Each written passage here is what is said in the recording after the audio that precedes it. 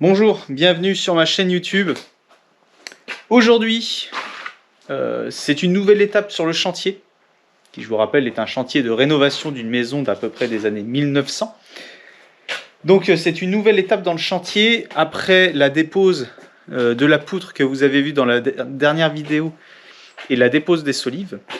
Maintenant, on va commencer à faire de l'implémentation de pièces. C'est-à-dire commencer à transformer la maison pour donner les pièces finales de la maison. Donc aujourd'hui, l'objectif, ça va être d'enlever quelques solives en haut. Je sais pas, je vais en enlever 2-3 je pense.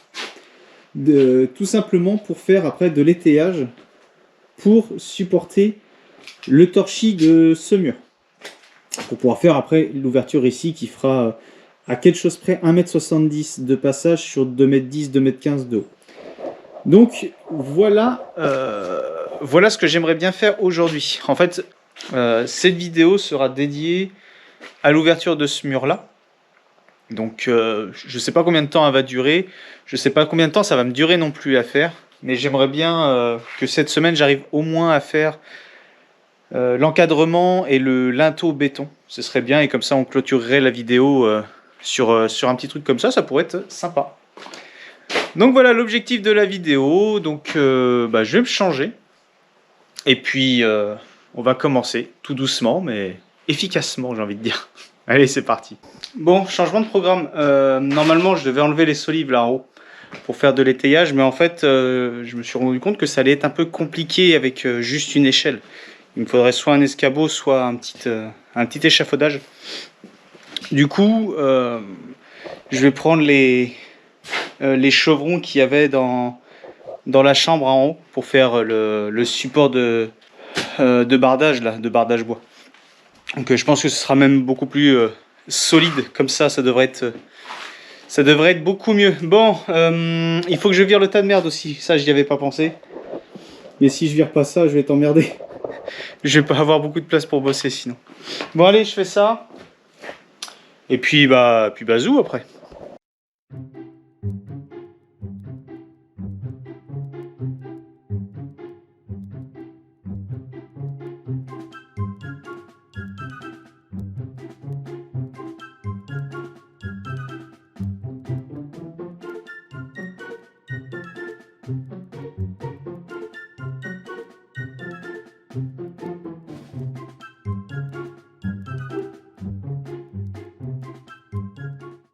Voilà, maintenant que le coup de propre est fait. Bon, je vous explique la marche à suivre. Alors, tout d'abord, la poutre là, déjà, elle soutient vachement le mur qui est au-dessus. Donc, je suis pas obligé d'étayer tout de suite.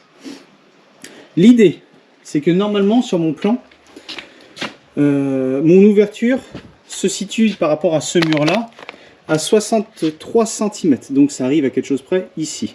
Donc il faut que je grignote encore ici. Pourquoi j'ai grignoté aussi ici? C'est parce que vous allez me dire, ouais, ça fait vachement beaucoup, voire même ici. Vous allez me dire, ouais, ça fait vachement beaucoup. Tout simplement parce que comme je vous avais dit la dernière fois, le mur, après qui est ici, là, c'est le mur qui donne sur l'extérieur et c'est celui qui penche. Donc il faut que j'essaye de le rattraper.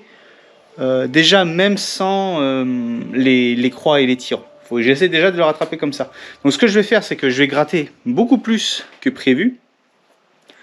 Ensuite mettre des fers dans le mur qui commence à se casser la gueule pour qu'il se reprenne sur le poteau qui va être pris dans le sol, lui, avec des fers à béton, etc. Donc ça va déjà faire un soutien pour ce mur là. Ça, et après pareil, donc on a dit de là, l'entrée de l'ouverture sera à 63, jusqu'à 1,70 m que j'avais calculé, donc ça arrive à peu près ici.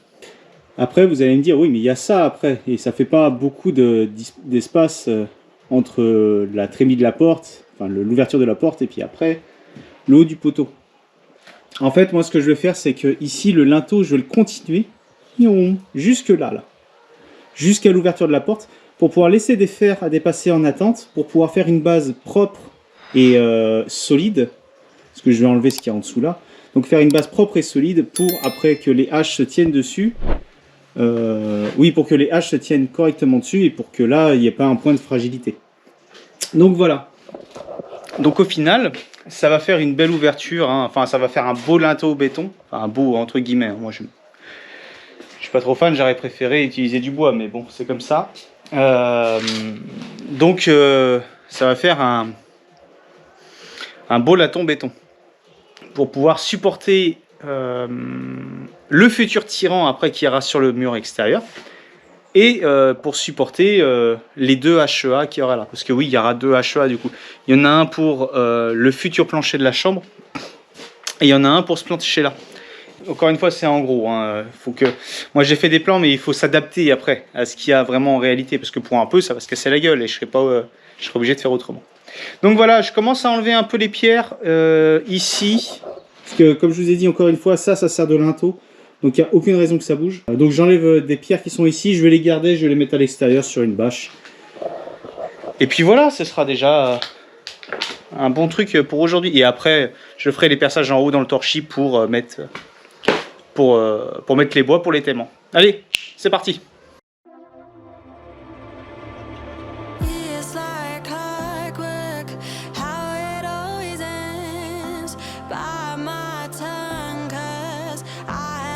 Pretend, buried all my feelings, find them in a coffin where there's no space for healing or letting you in. Round and round is all we ever go. We can't call this love, but it's all we've ever known. Back and forth is all we have control. We can't call this love, but it's all we've ever known.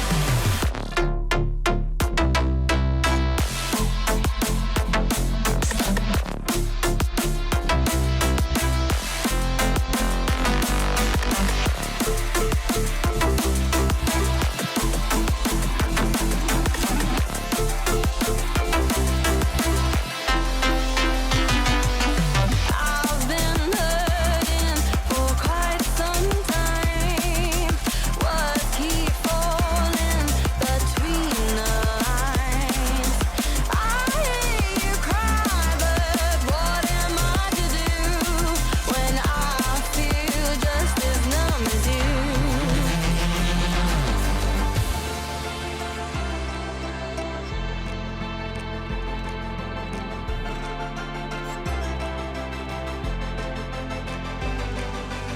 Round and round is all we ever go.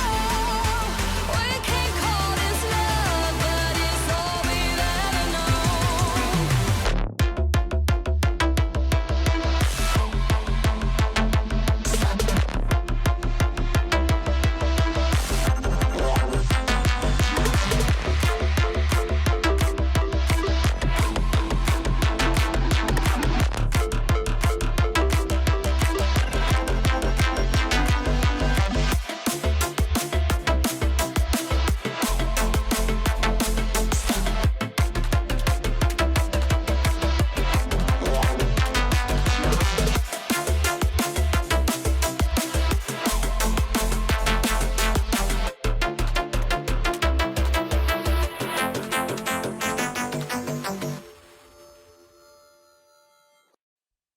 Il me reste plus qu'à tracer la future ouverture dans le mur et à faire des ouvertures pour pouvoir y glisser les solives pour pouvoir supporter le reste du mur porteur.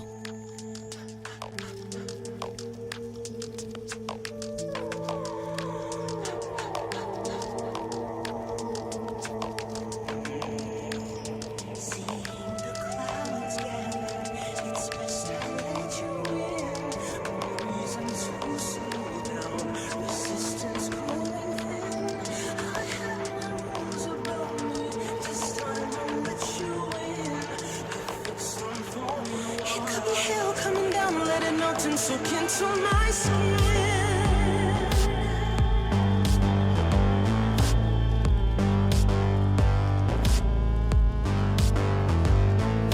You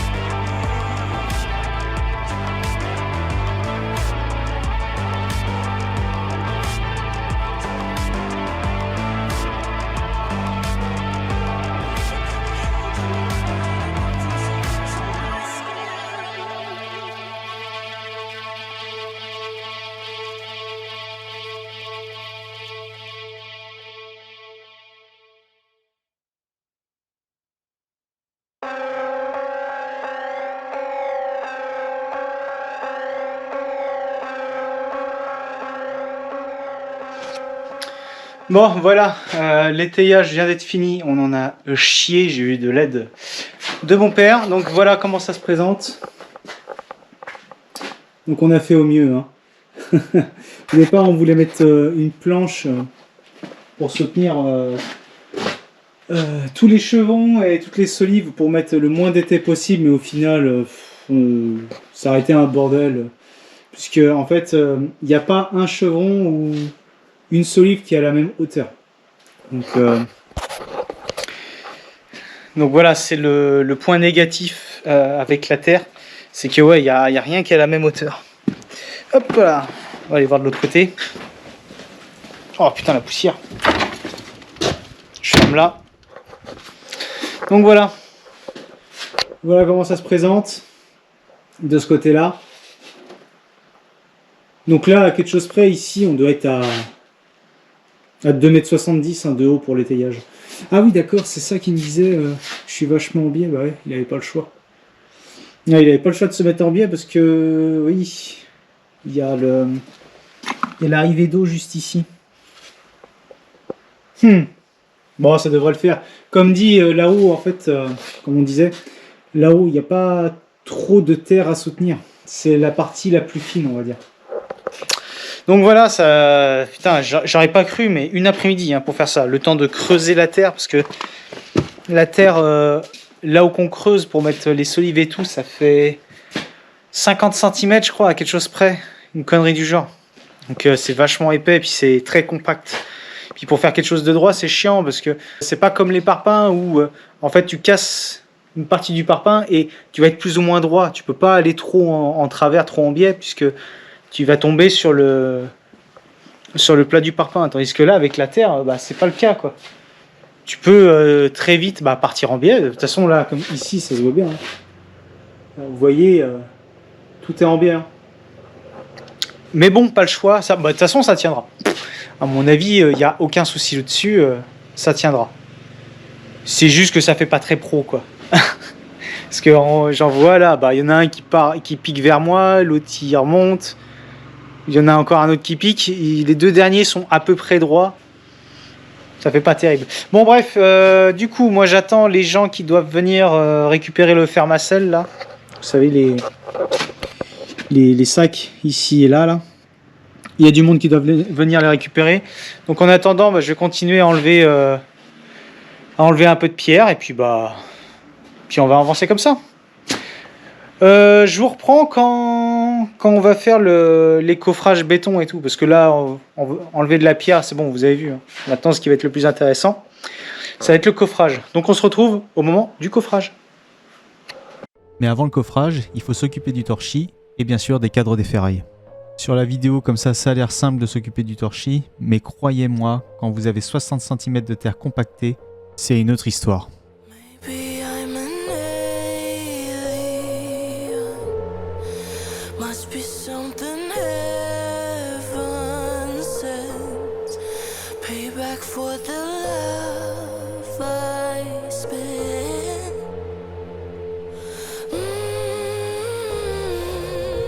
Oh my, this time I'ma keep it gonna stay fucked up, feel so good. High on my, the sky underneath my feet, it never looked so good. Oh my, that's right, I'ma keep it up, stay fucked up, that's my mood. Oh my euphoria.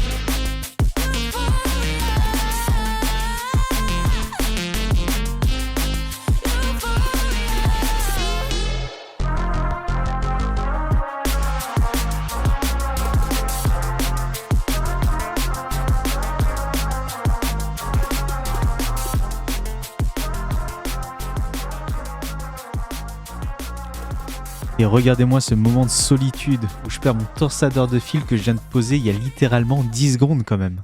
Faut le faire.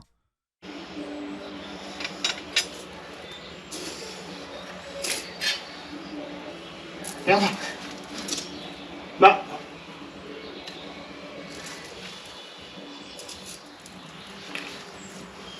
Bah, je la mets tout de suite.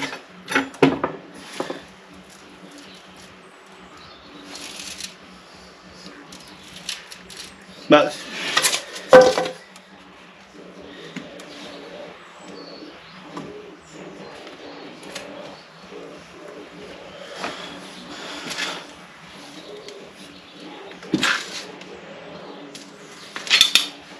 Ah bah c'est la meilleure ça.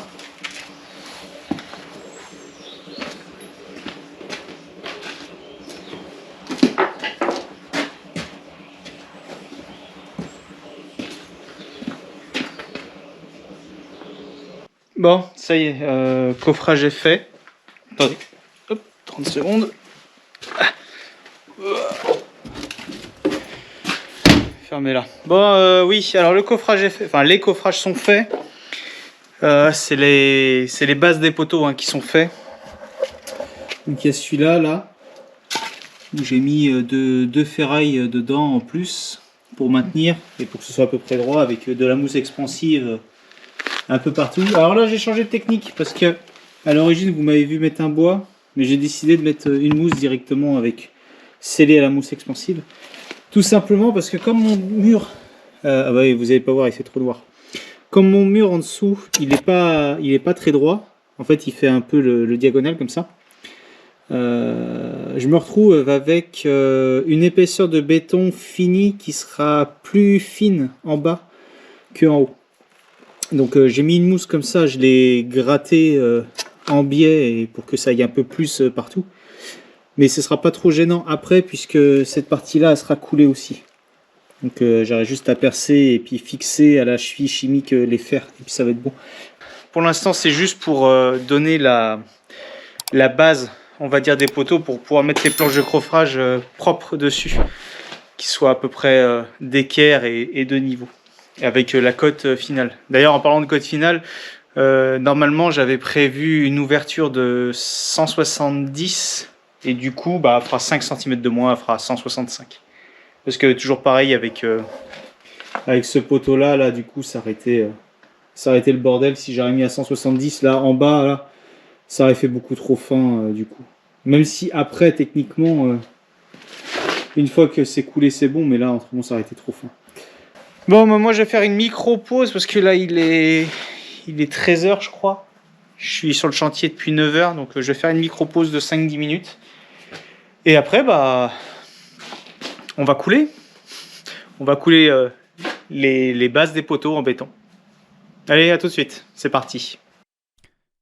Et non, c'est une fin de vidéo pour aujourd'hui. Je vous laisse avec des extraits de la prochaine vidéo où on coulera les poteaux béton et le linteau. N'hésitez pas à vous abonner, à partager et à commenter. Quant à moi, je vous dis à la prochaine pour le coulage de l'ouverture. Allez, salut!